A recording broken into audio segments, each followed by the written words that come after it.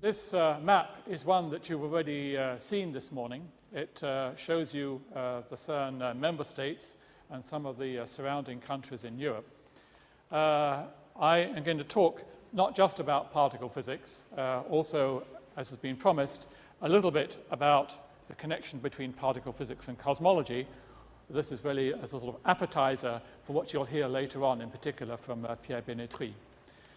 But I do want to say a little bit about the impact of CERN on science and society. This will reflect some of the remarks that were made by Professor Krulikowski in his introduction, and also some of those that were made by Chris Llewellyn-Smith in the previous talk. But I will, if you like, give you some worked examples of how these arguments have panned out in the case of particle physics. It's perhaps a good idea to start back at the beginning. Next week, in fact, will be the 50th anniversary of the start of the CERN organization. In fact, the CERN convention was signed the previous year. This is actually a copy of the convention paper, which has signatories from 12 countries on it. Of those 12 countries, 11 are still members of CERN. There is one which doesn't exist anymore, namely Yugoslavia. So here are the CERN member states, which you've seen repeatedly. When CERN started back in 1954, there was no European Union. The European Union came along later. When countries from Central Europe, such as Poland, joined CERN, starting in 1991, they were not admitted to the European Union. I'm very happy that this is possible this year, but in many respects, CERN has been pioneering European integration and, as I will say later on, also global integration in science. So Poland in particular, as you've already heard, became a member state of CERN in 1991, which was somehow the culmination of a long and very valuable relationship that we had with Poland also many years previously. Now, one of the points that I'm going to be making later on is that CERN is not, quote-unquote, just a European organization. I would argue that CERN is the first global scientific organization. It's a global European organization. As Professor Llewellyn-Smith has already mentioned, there are scientists from something like 80 countries working at CERN. We have official agreements with the governments of more than 30 countries around the world, not just the United States, Russia and Japan, but also, in particular, many developing countries such as India. So what are all these people doing? Why are they doing it? And why is it important that they do it? Chris Llewellyn-Smith has given you some very general arguments. What I will do in the rest of this talk is review a bit the history of particle physics and, of course, in particular, CERN's contributions, some of CERN's contributions to particle physics. As I go through this historical review, I will mention some specific interfaces with cosmology, such as the origin of matter, the origin of the nuclei in the universe, perhaps dark matter. But I won't go into great detail, and these will be discussed by subsequent speakers. And I will spend, as I said, a fair amount of time discussing various aspects of the impact of CERN on society. Information technology is one example of this. You all know, it's already been said this morning, that CERN, people working at CERN invented the World Wide Web, and we're currently working on an extension of this called the GRID, which will enable the sharing of computer resources around the world. The World Wide Web had an immense impact on world society. Maybe the GRID will also. But there are other ways in which the work at CERN has impacted society. For example, medical physics, education, training has already been mentioned. So these topics I will also bring out during the course of my talk. So I'll start off with an introduction to particle physics, and this map you've also seen this morning. The red ring there is the layout of the main CERN accelerator, the LHC, which is currently under construction, 27 kilometers in circumference. Just to convince you that it really is big, you can see the runway of Geneva Airport in the background, which looks rather small. So, what is all this to do? Basically, you can regard accelerators, such as CERN's, as being immense microscopes for looking inside matter. We know that every piece of matter is made up out of the same basic Lego building blocks. If you think back a century ago, this was the time when people finally realized that atoms were in fact not the fundamental building blocks, and that atoms in fact were composite objects containing nuclei with electrons orbiting around them. During the first half of the last century, it was realized that these nuclei were also complicated objects made up out of protons and neutrons. In the second half of the last century, it was realized that these protons and neutrons were made up out of smaller constituents, smaller building blocks called quarks. And it's these quarks which is one aspect of the frontier of our present knowledge of the structure of matter. I would say that the core business of CERN is to understand what these basic building blocks of matter are and the interactions between them. What are the forces holding these fundamental constituents together? This is the core business of CERN, and when I talk later on about applications to medical physics and information technology, these should be regarded as subsidiary benefits of CERN, but not the reason why CERN should exist. So if you go back to the 19th century, the picture of matter was extremely complicated. Here is the Mendeleev table, and our friends over at Dubna continually make this Mendeleev table even more complicated by discovering new super heavy elements. Fortunately, fundamental science is somewhat simpler than this nuclear table. As I've already mentioned, we know that all these elements are made out of atoms with nuclei that contain protons and neutrons. And as I already emphasized, the primary business of CERN is to study the constituents inside these protons and neutrons. I've emphasized this point because, of course, the name CERN, the N is nuclear. And people often think, well, it's nuclear physics. There is a small amount of nuclear physics that is done at CERN, but this is no longer our core business. Another aspect of the core business of CERN is to study these fundamental forces and provide the basis as far as possible for theories unifying them all. And I think one can say that over the decades of CERN's existence, it's made important contributions to our understanding of electromagnetism, the strong and weak nuclear forces, and to the unification between them. If you look back over the history of particle physics, one can say that in some sense it started back at the end of the 19th century with the discovery of the electron. But in the first half of the last century, a lot of the fundamental advances in particle physics were made with cosmic rays. Following Hess, people went up in balloons, they went to the top of mountains, they discovered all sorts of strange, literally strange particles coming down in the cosmic rays. But it was realized, first of all by the Americans and subsequently by the Europeans around 1950, that if you wanted to make any progress in the systematic understanding of these particles and their interactions, then you needed to build large accelerators, of which CERN is the largest example. So it was this realization that you had to move to accelerators where you could do controlled experiments under controlled experimental conditions, which led in Europe to the foundation of CERN in 1954, as I've already mentioned. So what are the landmarks in particle physics? Well, particle physicists could go on for hours about all the landmarks. I just picked out one slide of landmarks. So the discovery of the electron by Thomson, the discovery of the nucleus by Rutherford. Then I fast forward, quarks. Quarks was the next layer of matter inside the protons and neutrons, and everybody knows that quarks were proposed by Gell-Mann.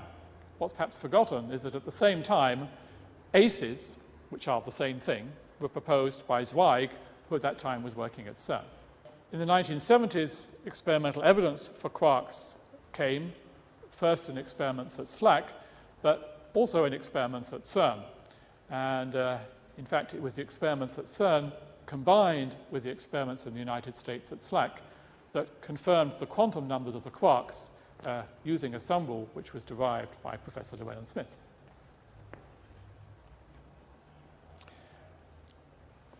Perhaps one of the key breakthroughs at CERN was made in 1973 with the discovery of a new type of radioactivity that I'll discuss a bit more in a moment, the discovery of the so-called neutral weak interactions.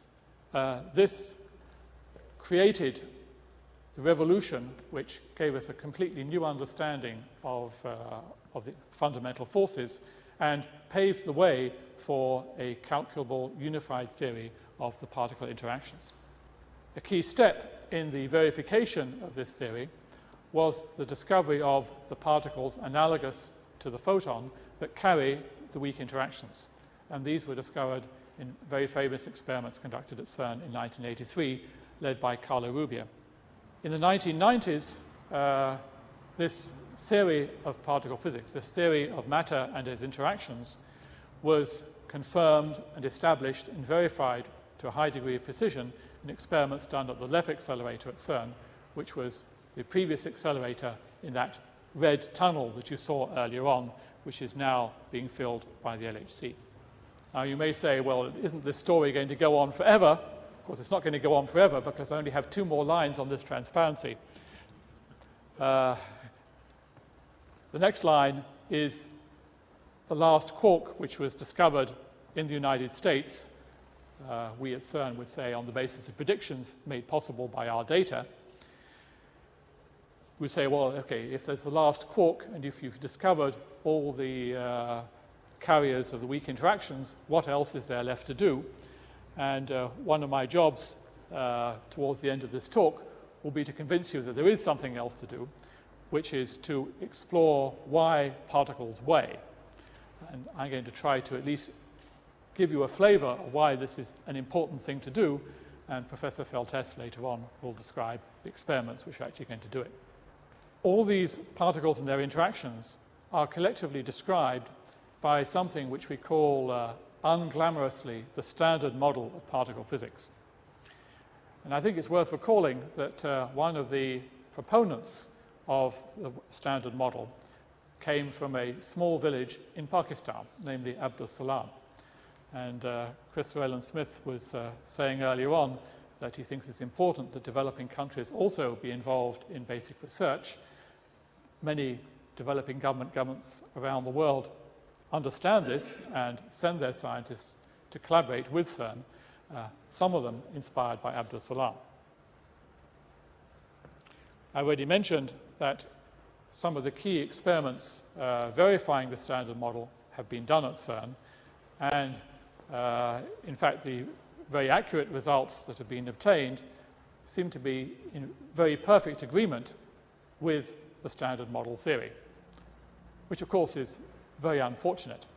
I think we would be much happier if our previous experiments had found there was something wrong with our standard model and given us a clue of which direction to go next. But for the moment, the direction in which to go next is largely theoretical speculation. Okay, so I've given you some sort of general panorama of particle physics, and I've given you some sort of flavor of what CERN has been able to contribute to this. Now let me say something more about some specific CERN contributions. So you've already seen the picture in the top right-hand part of this slide, which was the construction site of CERN, obviously before construction started. The picture at the top left shows you the distinguished people who decided to set up CERN. The picture at the bottom left shows you what was perhaps CERN's first major result. This is an experiment which was done back in the 1950s, which was one of the key experiments which laid the basis for the theory of the weak force. At that time, there were a number of contradictory experimental results which seemed to go against the best theoretical ideas at the time, and one of the first key experiments done at CERN was to say the theorists are right, those other experiments somehow got it wrong. The bottom right-hand panel is also a landmark in the history of CERN. This was 1959, a date that Professor Kulikovsky already mentioned. This is when CERN's first major accelerator was completed, and for a while it held the world's energy record as the highest energy accelerator. The discovery of the neutral weak interactions that I mentioned was made in 1973 using a bubble chamber where you look for the particle tracks as they pass through the bubbles and create ionization. The top left picture shows you white-coated technicians inside the bubble chamber. The top right-hand picture shows you white-coated technicians working on the magnet outside the bubble chamber. I don't think we have white-coated technicians anymore. This was a sort of 1950s, 1960s tradition which has evaporated. The two lower pictures are taken with the bubble chamber, and these mark the actual discovery of this new form of interaction.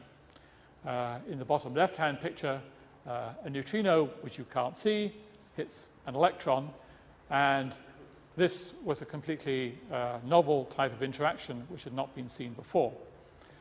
The bottom right-hand side is another type of analogous interaction, where in this case a neutrino hits a nucleus, and previously when that had happened, people had seen an electron or a muon coming out.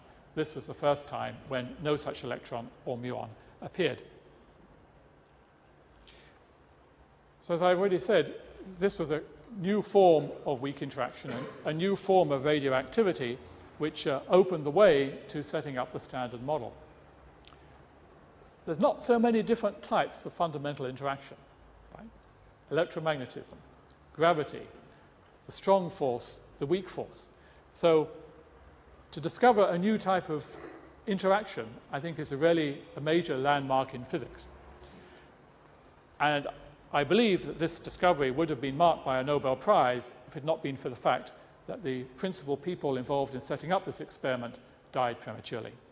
You may say, what do neutral weak interactions have to do with the rest of the universe?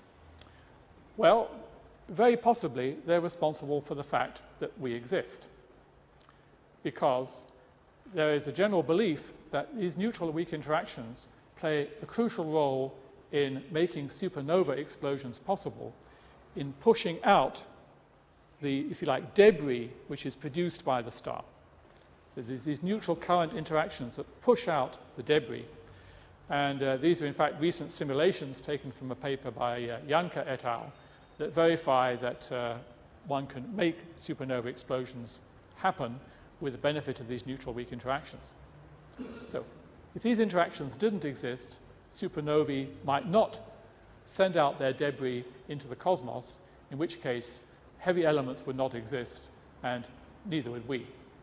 Many of the subsequent developments in particle physics were made possible by this gentleman, Georges Charpak, who was born in Poland. He, in 1968, perfected a revolutionary type of electronic detector which completely superseded the bubble chambers that were being used previously. These were things which could be connected directly to computers, which could take data at very high event rates and provide much more data than had ever been possible previously. The first applications of these were, of course, to particle physics, but subsequently Sharpak himself made a lot of applications of this also to medical physics. The next major discovery, which was made possible in particular by these chambers of Sharpak, was the discovery of the W and the Z particle, the carrier particles of the weak interactions.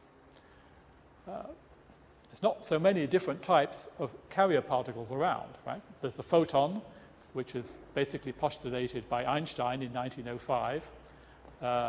There's the gluon, similar thing for the strong interactions, which was discovered in 1979 in Hamburg following a suggestion made at CERN. And there's the W and the Z, the carrier particles of the weak interactions, which were discovered as a result of an initiative led by Carlo Rubbia, made possible by Simon van der Meer. And in the top part of this picture, you see the tracks of the W and Z particles in electronic detectors of the type invented by Sharpak. And in the bottom, you see the energies produced by the decays of the W and the Z particles. So you see these towers of Lego bricks, which correspond to the decays of the W and the Z. In fact, at one time, CERN got into a dispute with the Lego toy company because they said we couldn't talk about Lego plots. This is a trademark. So let me just show you some Nobel Prize winners associated with CERN. The first one is Carlo Rubbia and Simon van der Meer, the people who discovered the W and the Z. Here is a picture of Georges Sharpak, the inventor of the electronic detectors. Actually, the person in the back there is another Nobel Prize winner, Sam Ting, who has been doing experiments at CERN for many years. And I've been trying to identify the person on the right. I think it may be the back of Carlo Rubbia's head, but I'm not absolutely sure. And then I've added these people. These were Veltman and 't Hooft, who were the people who showed how one could calculate in our modern theories of particle physics, and who actually laid the mathematical basis for the Standard Model. These people both worked at CERN for a number of years, and it was experiments at CERN that verified the predictions of the Standard Model, that showed that their calculations worked, and the Nobel Prize citation for Veltman and 't Hooft makes extensive reference to the work at CERN, which confirmed their predictions. I talked about the experiments that verified the Standard Model. On the left here is the results from one of the experiments at CERN, measuring the properties of the W and the Z particle with the LEP accelerator. One of the key results of these experiments was that it was possible for the first time to determine how many different types of matter particles could possibly exist. In particular, in this case, the number of different types of neutrinos. And you can see very clearly that the number is 3. So you may say, why do I care that there's only 3 neutrinos? Wouldn't the universe have been the same if there'd been 6 or 10? The answer is no, the universe would not have been the same, because the number of different types of elementary particles, and in particular the numbers of different types of neutrinos, control the behavior of the very early universe. So in some sense you can say that experiments at CERN are going back in history through the Big Bang, and the way in which the universe behaved in those very early days controls the abundances of the light elements in the universe. I talked earlier about the role of neutral currents in spreading heavy elements through the universe. The abundances of the light elements, such as helium-4, deuterium, and lithium, those are controlled by nuclear reactions in the very early history of the universe, which depend on the number of neutrino species. And in fact, the observations are in very good agreement with the measurements from LEP that tell us that there are just precisely 3 different types of neutrinos, and by extension, 3 different types of other sorts of elementary particles. Another experiment done at CERN, which has some bearing on cosmology, is experiments on the properties of matter and antimatter. originally, when antimatter was postulated, it was thought that its properties would be precisely equal and opposite to those of regular matter. It turns out that they're not quite equal and opposite. And the results on the right-hand side, which are too technical to understand, except to a particle physicist, don't worry. The important thing is that these experiments show that, in fact, even in the decays of matter and antimatter particles, there are very small differences. And it's believed that these very small differences between the decays of matter and antimatter particles might have made possible the fact that the universe today is predominantly made of matter and contains no measurable amounts of antimatter.